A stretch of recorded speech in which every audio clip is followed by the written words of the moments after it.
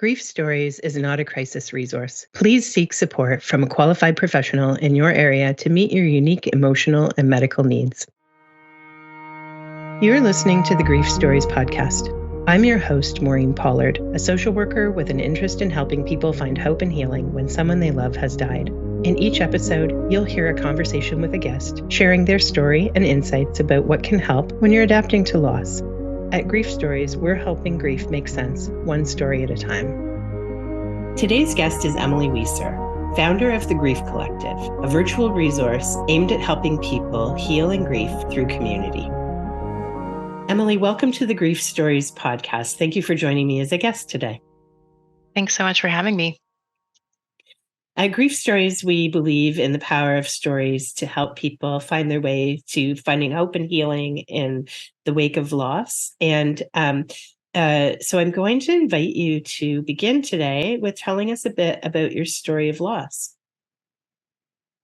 Yeah, so my story of loss actually started when I was in 7th grade, and that was not my personal loss, but it was a loss of a friend who was really close to me at the time. My 7th grade best friend lost her mom really suddenly.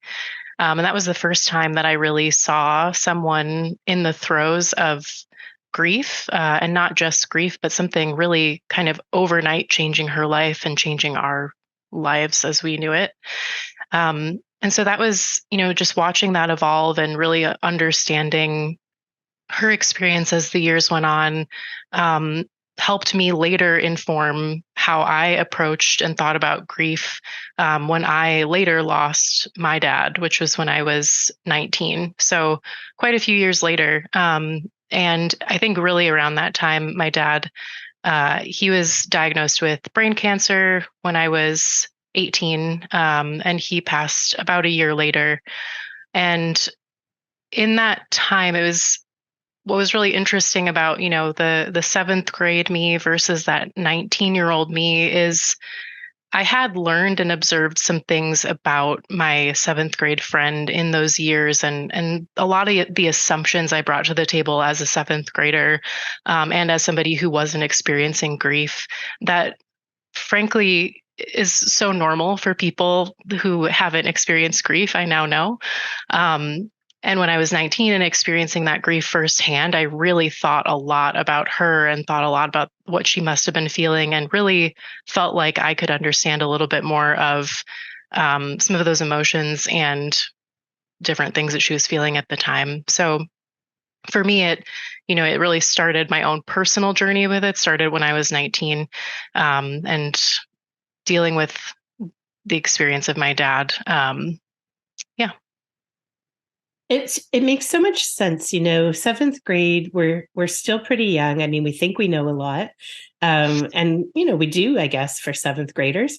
But then to have your own experience, really not so far away from 7th grade, really. And to be reminded of your friend's experience and reflecting on it, knowing what you know now after you've lost your dad, right? We really, as humans, are often so much better at understanding something that we have a bit of experience with. It can be, even with good intentions, it can be hard for us to put ourselves in other people's shoes when we haven't got some kind of experience to gauge it by, Yeah, absolutely. Yeah, I think there was a lot of kind of humility in the experience later, in realizing how I hadn't been there for her as a friend in the way that I maybe should have been. Although, of course, have to caveat that should with I didn't have experience in that way. And you learn so much once you've experienced it yourself. But it was really educational and informative to start experiencing it firsthand. And, it was hard to imagine what that must have been like for her in 7th grade, especially when so many people, and I think is still a very common experience for people today who haven't experienced grief, have this really linear notion of, okay, she's going to grieve and then she's going to move on and everything's going to be fine, rather than thinking, no, she's actually just lost a parent and that's a huge impact on her life. And so to have that experience later in life obviously is different when it's, different parent and a different life stage, but definitely a lot of parallels. Yeah. And 19 is still pretty young, you know? And one of the things you touched on so many important pieces just in that little bit, right? One is that we can't know what we don't know. So you did the best you could with what you knew as a seventh grader. And, 19 is still very young to lose a parent. And losing a parent is a forever loss, right?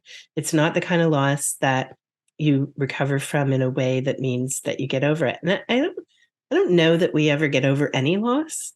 I think we carry all loss that we experience, but some of them are heavier than others. Some of them impact more aspects of our life forever after than others, you know?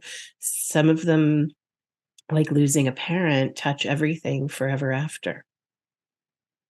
Yeah, I definitely found, losing a parent, uh, it was a huge shift in life. And I mean, especially the experience of losing him to an illness, and I think about that too with contrasting it to someone who's lost a parent in a very sudden way. But you watch someone decline, and you kind of have a sense of this impending end. And for me, it was a very interesting experience because I was at college out of state and had actually like just left for college not that long after he was diagnosed. And so it was very interesting.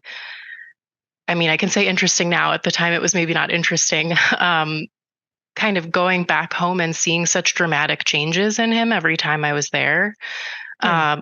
compared to my mom and brother whose experience was very different than mine, and they were living at home and seeing him all the time. And so, even within that, having your own family members but having such different experiences of grief, of loss of the same person. Yeah, that was another aspect to the loss that was also challenging at that time.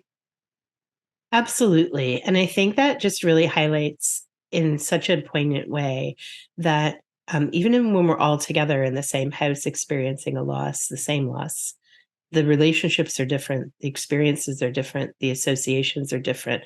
And so your situation really highlighted that, um, and meant that you were kind of walking your own path with it in a way, as your dad sort of went through his process, right? Yeah. Yeah. So that would probably have been a fair challenge to navigate, right? Because not only were you experiencing the end of his life differently, but then you also all experience grief, I'm sure, quite differently. The feelings and you know, actions that helped or hindered each of you would have been different too. What would you say were some of the bigger challenges that you faced in grief at that time through that process? I would say there were definitely a lot of parts of the experience that felt isolating. I think having like family so close to me who were technically experiencing the same loss, but whose loss was so different than mine, that had a level of isolation to it. And, not in any sort of negative way toward my brother and my mom. They had their own experiences and I had mine. Um, but then also being 19 and being at college and everyone's so excited for this new chapter. And I was too, like when I went to my first year of college while my dad was sick, that was a really exciting time in my life, but it was contrasted with this really challenging other thing. Um, and I think, there's still some hope to hang on to in that first year. And then once there's that finality going into my second year of school and being so far away from family, it was it was isolating in being physically far away. And it was isolating in the experience of, wanting to maybe stay home and go to bed early when friends were going out partying and feeling like I had all these experiences internally that no one could really relate to. There's a lot of sort of putting pressure on myself that I was always being kind of the downer in the conversation. Um, and so I feel like that was just challenging to navigate, especially for that first year afterward.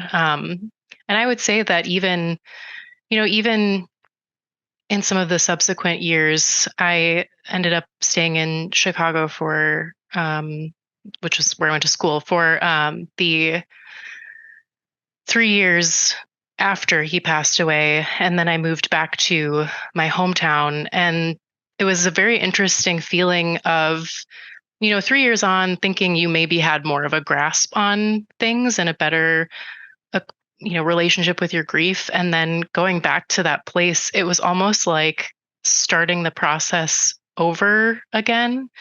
And that first year being back in my hometown was surreal. It was sort of felt like I had some aspects of the grief that I had put on pause that resumed when I went back home, for a longer period of time. And so, again, those were all things. I think at that time, especially, my family and friends were probably a little confused because, on paper, it's this 3 years down the line. Why all of a sudden is it so challenging again? And I think I put a little bit of that pressure on myself as well. But now I can look back on it and realize that my process and timeline were just very different than my family's. So that was definitely a challenge. Yeah, it's interesting. As a grief therapist, I often talk to people about the idea that grief is a process of adjustment, and it's an adjustment to the absence of your person and all the changes that come with that. And so you had adjusted to what that meant at school, right? Hmm. And you had made some progress in sort of coming to terms with that absence of your dad in your school years, in that location, the person that you were, in the activities that you were doing. And then you came back to your hometown, and it opened up a whole different window of adjustment, right? And so when you say that you're starting over almost, you really kind of were, right? Because now you had to grieve his absence in all the places of your childhood and the places of your future too, right? Absolutely. Yeah. That definitely came with some challenges. I think a lot more sadness in my grief experience happened around that point.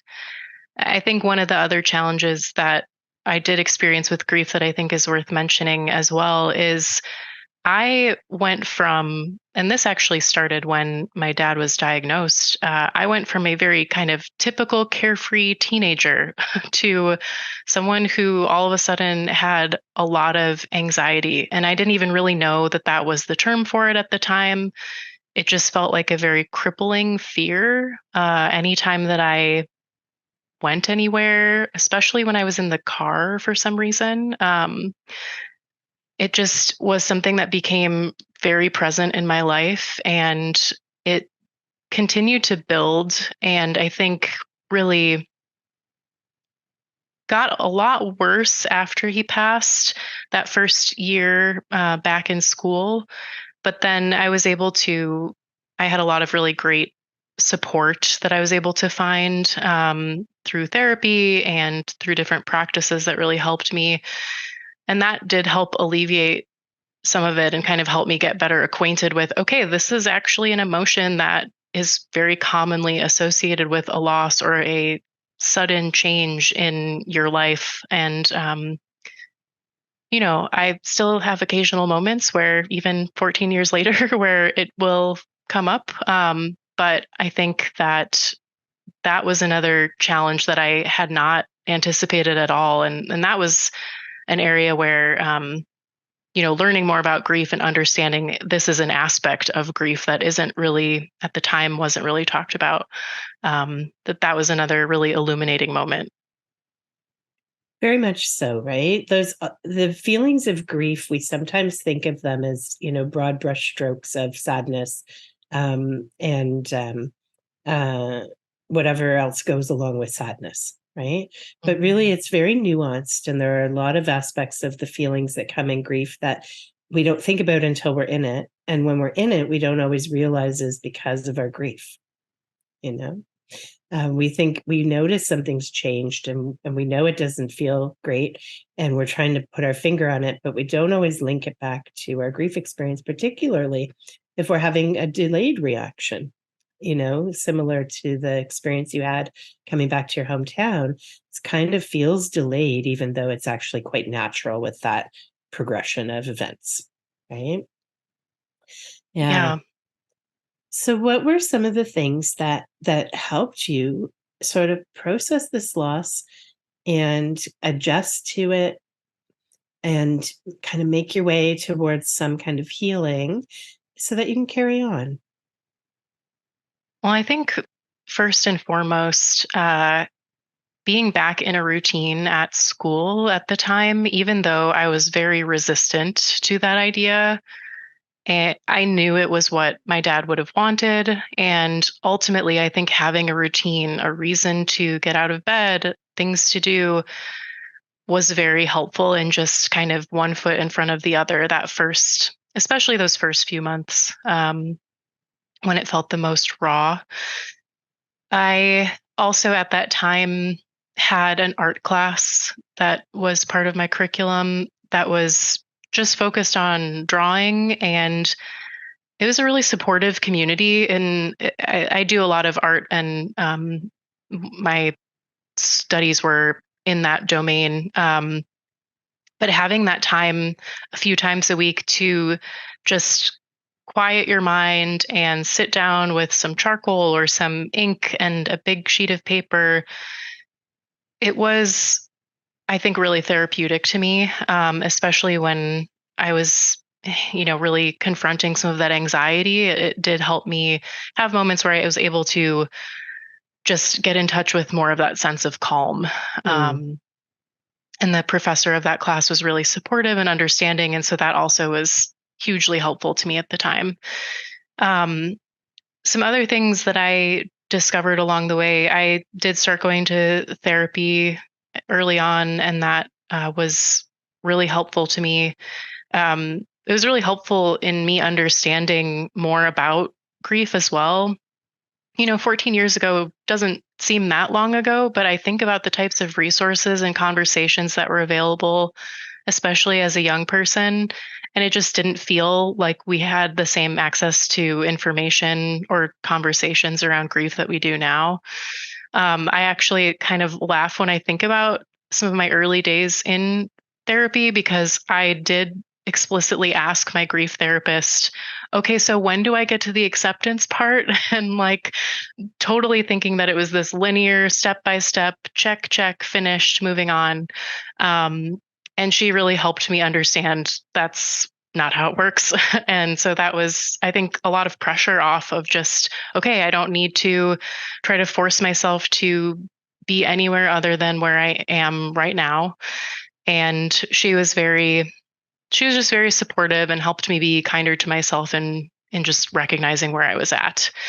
I also had some very supportive friends who, even though they didn't understand totally what I was going through, they were really always willing to be there for me. And I think that, even being 19, like I know that that's a pretty unique experience to have friends who are so willing to sit in the hard stuff with you. And I'm so grateful for them. I'll be forever grateful to them for that. It's so true, right? It's so you touched on this idea of being back in a routine, which can be comforting and give you a bit of a distraction. Well, I've got to be in class and I've got to, whatever the day holds. And that can help us kind of reestablish sometimes a bit of a new normal, right? The idea of art class, both the ability to put something on the page that isn't about words, so you're expressing yourself without worrying about what you're going to say or how you have to figure it out because you're just going to move that hand across the page, right? In a supportive environment, that can be really healing, um, Mhm. and like you said, calming. And then that sense of having a therapist who can give you some education about it. We often don't know about grief until we're in grief. And then we're confused because it doesn't match what we thought we knew or what, that idea of linear experience and stages that, must have a start and end point, right? And so a good therapist who knows lots about grief can help you really sort of see um, that it's a dynamic process, Mhm. and that it's something that you carry forever, and it will shift and it will shift again. And but that you also have the ability to grow and shift with it and carry it, you know? And then, of course, that I love that you had friends at 19 who could sit with you in the heart of it all and just Mhm. be present with you where you were at and not try and fix things and not abandon you for the parties, right? You know, because at 19, that's a lot to sit with for people who maybe haven't walked through anything similar. Yeah, absolutely. I'm very grateful to them. And sometimes when it was appropriate, they got me out to go see the rest of the world too. And that I didn't want to do that a lot of times. And they were very accommodating in those cases. But, there were times when it was important for me to rejoin society in some small way. And so they were also supportive in that area. Yeah. Really wonderful that you had those opportunities that made such a difference in your process of your grief while you were on campus, right? And then, that would shift again when you came back home. Yeah. Yeah. So you began this project, the Grief Collective. Tell me a little bit about how that idea came to you and how it began and how it's evolved. Yeah. I suppose it's worth mentioning that a couple of other supportive practices that I discovered in my grieving process were that therapist in college. She was the first person who introduced me to the idea of meditation, and I definitely want to be clear that meditation does not solve grief in any way. Like nothing solves that, but it was a really helpful practice in navigating some of that anxiety that was alongside grief for me. And that really opened up this whole other world of different mindful practices like yoga and um, meditation and other kind of mindfulness breath techniques. And I think that that kind of started me just down more of a curiosity path and interest in these things that I found to be really helpful and healing, and supportive to my grief experience. And alongside that, I was also doing some journaling and just some writing and kind of narrative writing about my experience, partly to share in therapy and partly just from my own personal practice. I had this sense at the time that if I didn't write everything down, that I was going to forget my dad, or that I was going to forget what it felt like to be in the thick of that grief. And I really wanted to catalog it. I didn't exactly know what for, but it just felt really important to me to have some of that information captured. Um, I think, there is an aspect to this that was a little bit inspired by, after losing my dad, we had all these boxes of different artifacts and things that we were uncovering and putting together for his memorial service, and just snippets of old high school articles and you know awards that he had gotten in college or baseball team kind of things. And I just remembered having this sentiment of, I wish I had known you more. I wish I had known this side of you and just all of these details that are captured that I didn't get to talk to you about when I was younger. And so I think there's a side of that that I think that draws me to this cataloging as well of, maybe it's a little bit of a morbid way to think about it, but having lost someone young, I do think sometimes about, what's the kind of mark that I want to leave in the world, and what's the information that I want to leave behind, and how do I make sure that people maybe know me before I'm gone. And so all of that to say, like, some of these things I had just been collecting on the side in my own personal notebooks, and had started to do a few things here and there on Instagram that blended some of my own art with some of the writing, and started to see a little bit of traction there. And ultimately, a few years ago, I decided, I bought the domain for the website, and I decided to start actually putting this content somewhere in earnest. And so that's when the Grief Collective was officially born as a website. And really, my mission in doing that is to focus on destigmatizing grief and everything that goes along with loss, both for people who are grieving and who are friends and family of those who are grieving. Um, and I think a little bit about like seventh grade me and what would have been a useful tool for seventh grade me to think about, as well as what would have been helpful for me when I was young and um, didn't really have a ton of things to reference in terms of the experience that I was going through. And so it started as a lot of collections of personal essays and personal reflections. And over time, I've shifted it more to, focus on the collective. I think I I do keep some of those personal narratives. I've pulled some of them from the site if they felt a little too personal. Um, and now I've been focusing it more on having guest posts. We've had a few guest posts recently to focus on others who are part of the grief community. We have some interviews that are coming up that are going to focus more on community members. We did a post last year that highlighted from the Instagram community different tattoos that people had gotten to memorialize their loved ones. And so I really, hope to continue to shift it in that direction over time. But really, I want it to be a resource for people who can just learn about grief, learn that what they're experiencing is normal, and find different paths to explore that might be supportive in their grief. Obviously, it's not going to completely heal them overnight, but having different practices to call upon to be supportive. Beautiful. It's such a beautiful resource. And it comes from this place of what might have helped me, what might help others.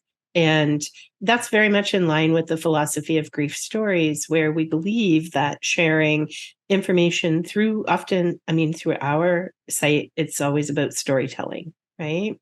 What your experience is resonates with someone else out there, and telling your experience offers you some catharsis, some healing process, and the audience then has the opportunity to know that there's some story out there they can connect with, that they're not alone. And so by sharing with the Grief Collective this information that comes from yourself first and then now guests, right? You're doing that very similar thing, in terms of the idea that the more we share about this, the more we recognize our common humanity and grief, that it's such a universal experience, even though it's also so individual, right? And that there are things that can help us move through this experience of loss in a way that allows us to make some peace and have purpose and meaning in our life that feels positive, without leaving behind the real impact of the loss. Yeah, absolutely. Yeah, I think that is a big driver of what I do and what motivates me to continue with the work is just that idea of connecting with others and that idea of someone being able to feel less alone in an experience that can feel really isolating. I'm grateful that I had contacts at the time. I had distant contacts who could understand the loss of a parent, and I actually became a little bit closer to them through that experience. But otherwise, I didn't have a lot of close people. And I think that's really common for a lot of people, no matter what age you are, to feel isolation in that experience. And I just know that anytime that I've connected with someone or read something personally, that it makes me feel like I'm part of something bigger, and that, there is this element to grief that is so heavy, of course, and is so bonding in another way. And so really trying to focus on, you know, that sort of silver lining of it. Obviously it's not a positive thing overall, but there is this side of it that can have positive attributes. Mm-hmm. There's studying these days post-traumatic growth, and I think the same thing applies to grief, whether it feels traumatic or not. And I think in some ways, a loss is often traumatic on some level, when it's someone that you love and care for or feel close to, right? Mhm. Even if the details of the loss are not as traumatic as some, the loss itself is still painful and feels like a big impact. And I think that when I think about the ways that we connect with one another in our loss experiences and how important that can be, as a therapist, I work with people individually on their own personal experiences, and we will often review things that are the details and the personal meanings and the the memories and the legacies and the unresolved conflict that sometimes is part of our relationships with people when they pass away and all that kind of thing. And individual work is important. It has a place. But for me, the power of healing really comes when we come together with others. And so in groups, when we gather for workshops or group support groups and therapy groups and art expressive arts groups and when we come together on resources like the Grief Collective or the Grief Stories websites, um, and we know that we're not alone in it, that is has such power. Sometimes people need individual therapy less than they need that connection with others who get it and get them. And not to as a therapist, not to dismiss therapy, Mhm. but to recognize that it's our common humanity, those common bonds, um, that really let us know this is just part of our lived experience. When we live a long life, we experience loss and sometimes lots of it, and it changes us. Love changes us and loss changes us, you know? And Yeah. we see that and can reflect that in one another when we come together in these ways. Yeah. Yeah. And I love that you said that about it being there is this personal aspect to grief as well. Like there are things that you have to sometimes work through on your own that might be more individual to you and might be more specific to you than even other members of your family. And just as you put it, having this more communal side and being able to understand that it is part of a broader theme. Yeah. That you're not alone because when we feel so isolated, as often people do, um, as a young person losing a parent, you felt some isolation because there weren't as many people around you who had had that loss. And my experience is that that's true for many losses and many people, that it feels very lonely in it, you know, and that Mhm. that coming together is a part of the power of love in the world in different ways. Yeah. Definitely. Yeah. What would you say has been one of the biggest impacts on this project and your own healing? Is it that sense of connection with others or something about, creating this resource for people that offers something in the world that you would have liked to have had? Is there some kind of benefit that resonates most for you? I think so far it's really been the I guess it's twofold. It's been the ability to connect with some of the people in the grief community that are doing amazing things. And I say some of because there are so many, and I've only connected with a small amount so far and hope to do more in the future.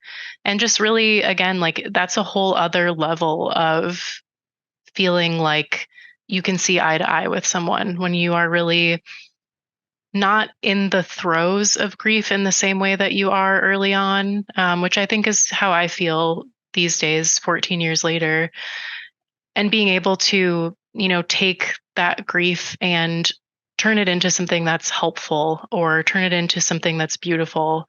And I think there's just really another aspect of this experience that allows me to connect with people who are doing something similar.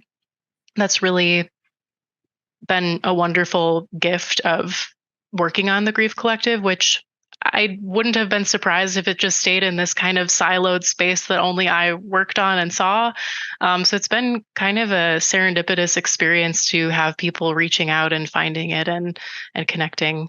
Um, and I think the other piece about it that has been impactful to me is just kind of constantly feeling like I have a space to learn more about different healing modalities and, share random bits and pieces in the world that I find that are beautiful or interesting about grief. Like sometimes I'll hear a podcast and there's a very small snippet that is about grief and the rest of it is otherwise not at all related to grief. And that's something I want to share that I think other people would really resonate with. And it's not something that I would necessarily share with my personal community. And so being able to have somewhere that is engaged to, be able to know that that's going to resonate. I think that's another piece that really keeps me going on the project. Beautiful. There's a book called Bittersweet, How Sorrow and Longing Make Us Whole by Susan Cain. And I love the chapter she writes about expressive arts and creativity and its role in healing. It's really talked about in that chapter as the idea of taking our pain and transforming it into something beautiful that we can then share with the world. And it doesn't have to begin as beautiful and it doesn't have to all be beautiful, but just that transformation process is very powerful. And so through writing and other types of art, we take what's inside us that's hurting and we shift it and we look at it from different angles and we put it out in the world in different ways. And that feels very much like what you're doing. And I have a writing practice of my own, and I teach about therapeutic writing and songwriting, and how we can move through our experiences in those ways. And you're doing such a beautiful job of it, that it really just highlights that opportunity for taking the pain that you've experienced and creating something beautiful that resonates and allows everybody to connect with this idea of hope and some healing and the ability to find tools to carry what you need to carry. Thank you. I appreciate that. Yeah. Beautiful. I'm not at all surprised people are connecting with it. Yeah.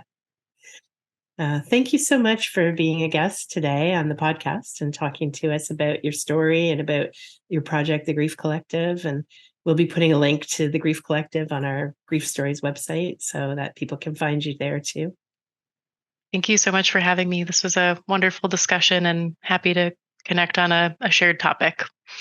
Beautiful. Yeah. I have a podcast about it. I love to talk about grief, Yep. Same. Yeah. Kindred spirits. Definitely. All right. Thank you again. Thanks.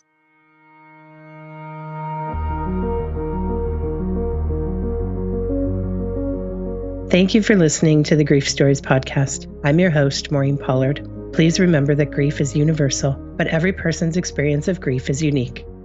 While our interviews are intended to help listeners feel validation and reassurance, we realize that these stories may be different from your own. Please visit our website, griefstories.org, for more stories of hope and healing.